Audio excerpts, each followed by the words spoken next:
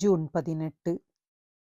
புனித மத்தேயு எழுதிய நற்செய்தியிலிருந்து வாசகம். அதிகாரம் 6, வசனங்கள் 1 முதல் 6 வரை மற்றும் 16 முதல் 18 வரை.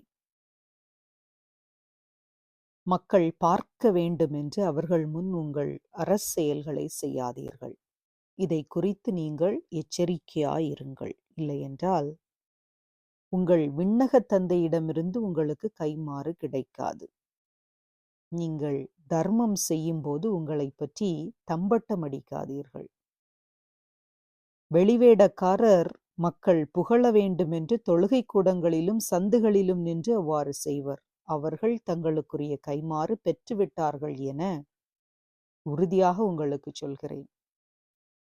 நீங்கள் தர்மம் செய்யும்போது உங்கள் வலக்கை செய்வது இடக்கைக்கு தெரியாதிருக்கட்டும். அப்பொழுது நீங்கள் செய்யும் தர்மம் மறைவாயிருக்கும். மறைவாய் உள்ளதை காணும் உங்கள் தந்தையும் உங்களுக்கு கைமாறு அளிப்பார். நீங்கள் இறைவனிடம் வேண்டும் பொழுது வெளிவேடக்காரரை போல் இருக்க வேண்டாம்.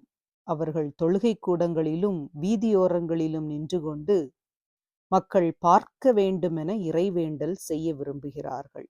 அவர்கள் தங்களுக்குரிய கைமாறு பெற்றுவிட்டார்கள் என உறுதியாக உங்களுக்கு சொல்கிறேன். ஆனால் நீங்கள் இறைவனிடம் வேண்டும் பொழுது உங்கள் உள்ளறைக்கு சென்று கதவை அடைத்து கொண்டு மறைவாய் உள்ள உங்கள் தந்தையை நோக்கி வேண்டுங்கள்.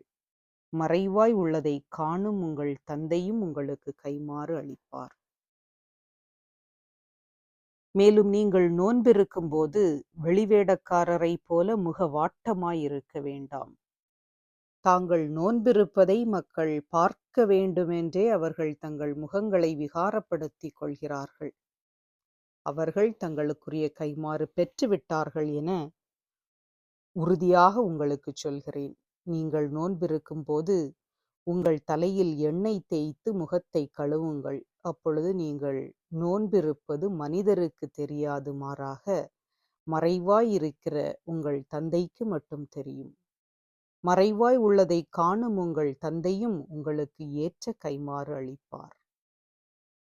இது கிறிஸ்து வழங்கும் நற்செய்தி. கிறிஸ்துவே உமக்கு புகழ். சிந்தனை. இறைவேண்டல், தருமம் செய்தல் போன்ற அன்பு அறப்பணிகள், நோன்பிருத்தல், இவை மூன்றும் அனைத்து சமயங்களிலும் முதன்மை பெற்ற ஆன்மீக செயல்பாடுகளாக அமைந்திருக்கின்றன. ஆண்டவர் இயேசுவும் தம் சீடர்களிடமும் தம்மை பின்பற்றும் மக்கள் கூட்டத்திடமும் இவற்றை மீண்டும் மீண்டும் வலியுறுத்துகின்றார். வேண்டுதல், தருமம், நோன்பு மூன்றும் வெளிவேடமின்றி நிகழ வேண்டும். பிறர் பார்க்க வேண்டும், பிறரின் பாராட்டை பெற வேண்டும், நல்ல பெயர் வாங்க வேண்டும் என்ற நோக்கத்தோடு இவற்றை செய்யும்போது அங்கே வெளிவேடம் புகுந்து விடுகின்றது. உள்நோக்கம் நுழைந்து விடுகின்றது. பாராட்டும் நற்பெயரும் கிடைக்கும் போது உள்நோக்கம் நிறைவேறிவிடுகிறது. எனவே இறை ஆசி தவறிவிடுகிறது. கவனமாயிருப்போம். வேண்டுதல், தர்மம், நோன்பு இம்மூன்றையும் மறைவாக வேண்டுதல், தர்மம், நோன்பு இம்மூன்றையும் மறைவாக பிறருக்கு தெரியாமல் இறைவனுக்கு மட்டுமே தெரிகின்ற, இறைவன் மட்டுமே உணர்கின்ற வகையில் ஆற்றுவோம், செயல்படுத்துவோம்.